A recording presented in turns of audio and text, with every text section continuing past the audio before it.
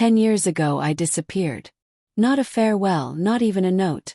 Just a worn backpack and a bus ticket to nowhere. My family didn't just hurt me, they shattered me. They sold off my future to rescue the son they worshipped. Now, after everything I clawed my way through, they're circling back around the life I built from nothing, desperate for a share. Want to know what it costs to drag yourself out of the dirt and carve out an empire? Stay with me. This is the chapter of my life I've never told. I was 18 when I finally understood that inside my own home, I was invisible. In a small Georgia town, my life existed under the shadow of my brother, Caleb. 4 years older, smooth-talking, with a smile that could pass off lies as easily as truths. He was the golden son, the pride of my parents.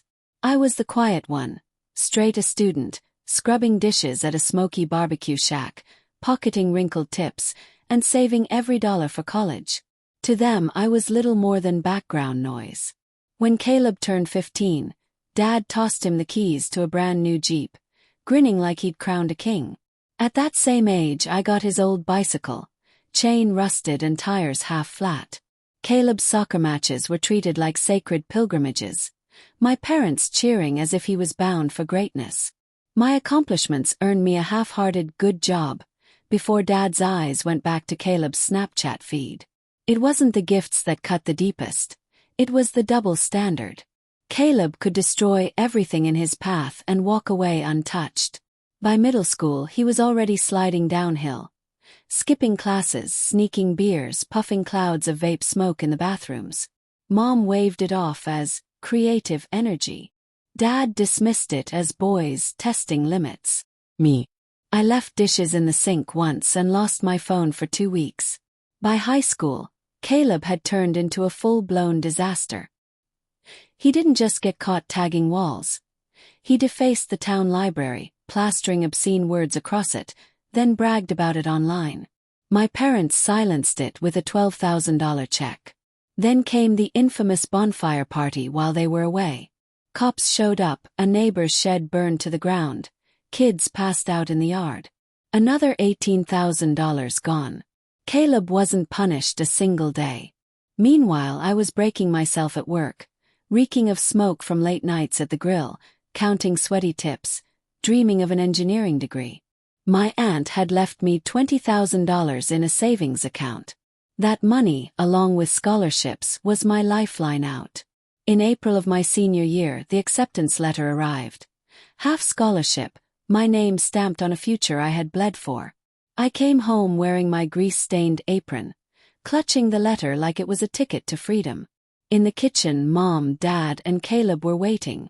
Caleb looked hollow, trembling, strung out after his 4th arrest, this time caught dealing outside a gas station.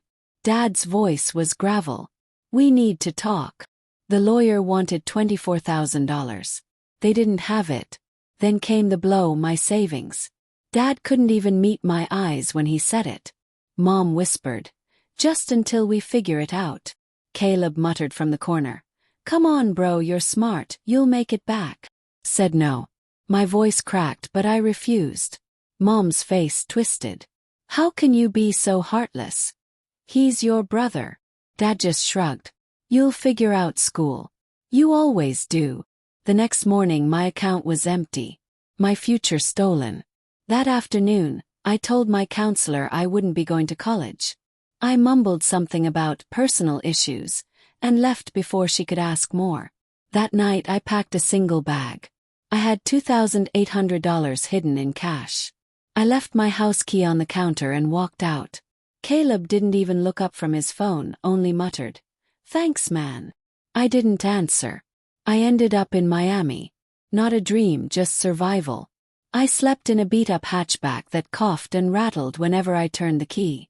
I rotated between damp couches and dingy motels. I worked anything that paid. Line cook, delivery driver, valet for rich kids who tipped in nickels. My roommates were misfits. A DJ blasting beats at 3 a.m., a yoga fanatic with kombucha jars filling the fridge, a wannabe poet peddling NFTs of his own verses. Life was chaos. But desperation sparks fire. I spent nights in the public library teaching myself how to code. HTML, Java, anything free I could find online. My eyes stung, my hands cramped, but I refused to stop. 9 months later, I landed a job at a small startup. $32,000 a year. Felt like hitting the jackpot. I absorbed everything: programming, design, business strategy. When the only developer quit, I stepped in. I lived at that office, grinding code like survival depended on it, because it did. By 20, I was leading a team of 40. The company collapsed eventually, but I didn't. At 23, I saw a gap in the market. Remote teams drowning in clunky tools. I quit, lived on instant noodles, and built a platform I called Sync Core: coding, project tracking, and real-time collaboration all in one. The prototype was messy, but it worked. Within a month, 400 users. 6 months later, 6,000. Then the pandemic hit.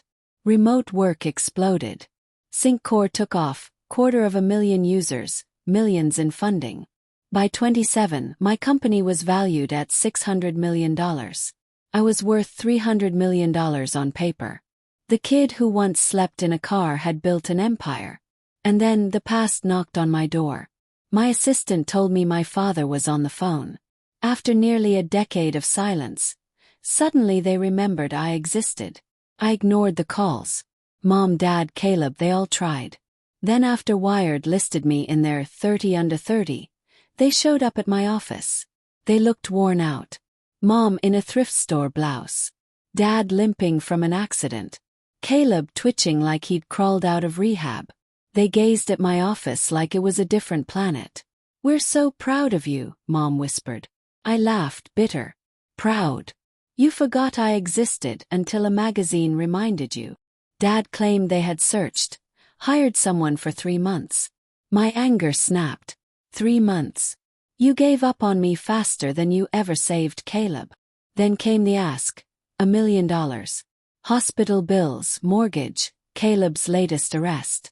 I could have written the check. It wouldn't have even made a dent. But I remembered 18-year-old me sleeping in a car, hungry, coding under fluorescent lights while Caleb partied.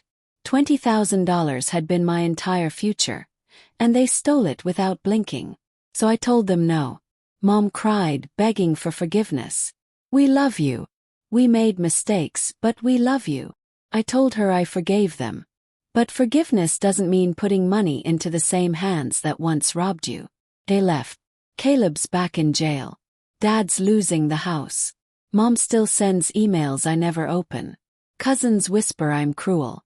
But they weren't there at 2 a.m. when I was starving, teaching myself to code on an empty stomach.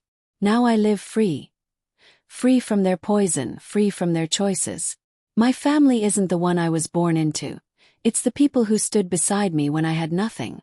And still, late at night, I wonder, what does family really mean? Is it blood, or love without conditions? If you've ever had to cut ties just to survive, you already know the answer.